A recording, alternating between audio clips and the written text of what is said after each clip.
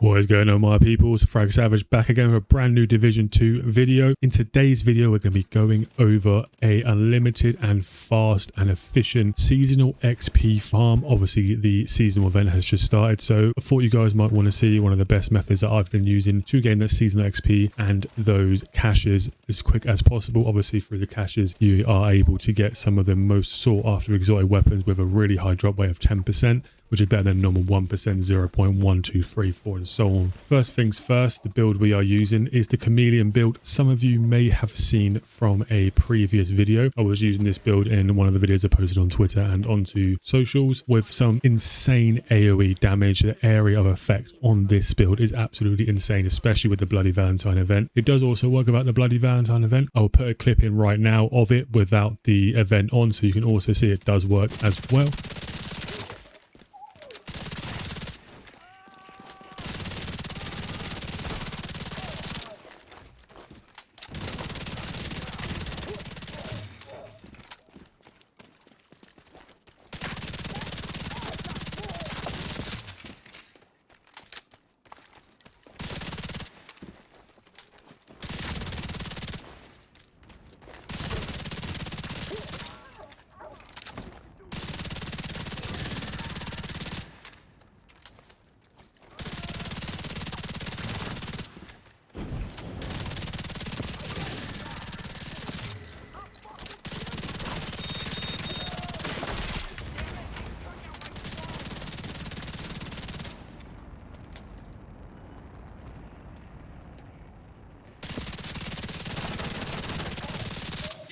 But as I said, we're going to be going over the fastest method using this build to gain the seasonal XP. First things first, the mission you are going to want to be selecting is the Sarah Clinic on Brooklyn. Obviously, Brooklyn needs to be unlocked through DLC, or if you have a friend, you can get your friend to take you through Brooklyn DLC as well. Or you can kind of probably find another mission that the enemies are tight knit, which also could be the District Union Arena mission. Obviously, the enemies are quite close together on that also, but that does take about 15 minutes to complete, whereas this, if you're fast and efficient, can take about 5 to 10 minutes, probably even less if you're even really quick with this build. Obviously, as you can see, this mission is giving you a hell of a lot of seasonal XP as well as normal XP as well. Obviously, with the event on right now, it's given 701 seasonal XP, obviously with 257,000 normal XP as well. Normal XP we're not too worried about, it's a season XP we want, so we're getting probably about just over 1,500 every, well, I'd probably say just over 2,000 every 10 minutes, which will make grinding those seasonal XP levels extremely easy to do, and it'll get you your season caches and your exotics as fast as possible. As I said, you can run District Union Arena, as District Union Arena does give a really good amount of XP for how fast that mission can be completed. You're probably going to be wanting to run through that mission with more than one person.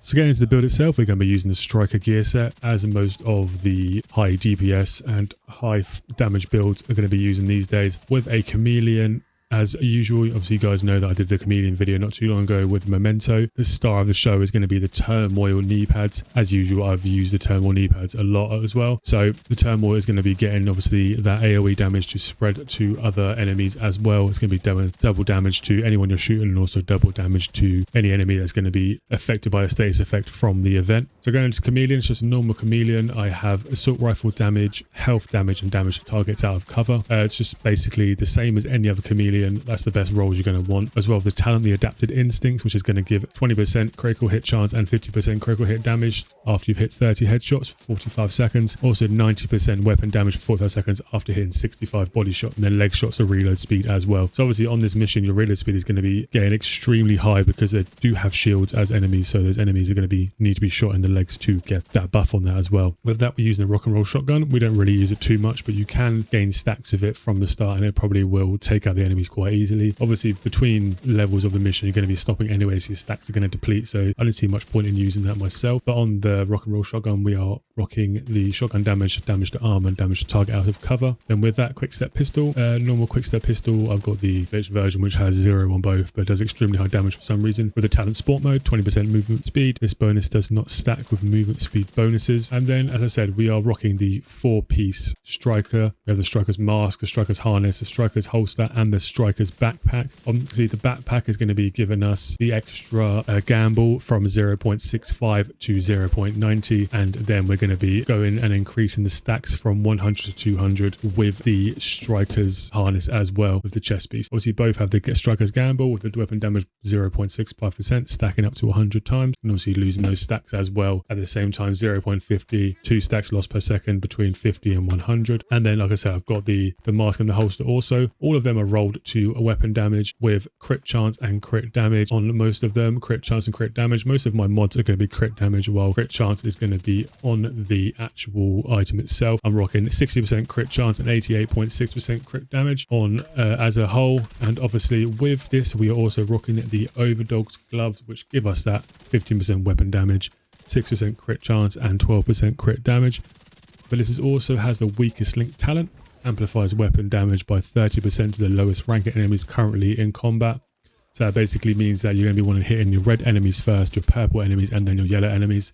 But as we are hitting those red enemies, the purple enemies are going to be losing health anyway because of the buff from the turmoil knee pad. And then obviously, like I said, the star of the show is the turmoil knee pads with weapon damage, crit hit chance, and crit hit damage, which is giving us the bewildered talent. When dealing weapon damage to an enemy, 50% of the damage will be dealt to another enemy within 30 meters instead. When there are no enemies nearby, deal damage normally. So basically, as I said, with this build and with the Bloody Valentine event, getting those headshots is going to be transferring 50% of that damage to another enemy. But as we are using the Overdog gloves as well, that extra 30% is going to be on top of that weapon damage. So if you're hitting the smaller enemies, you're going to be getting 80% of that weapon damage towards another enemy. So you're doing 80% on one, 80% on the other, and you're only losing 20%. So any damage you are dealing is being spread to not just one or two enemies like the Bewildered would say. It's being spread to way more, because the damage from the status effect of the Bloody Valentine event is going to be doing extremely more damage to enemies around that as well. Any damage that's being dealt is being dealt to another enemy as well as in the 30-meter radius, which is why I chose the Sarah mission to do, because the whole radius at any place you are in within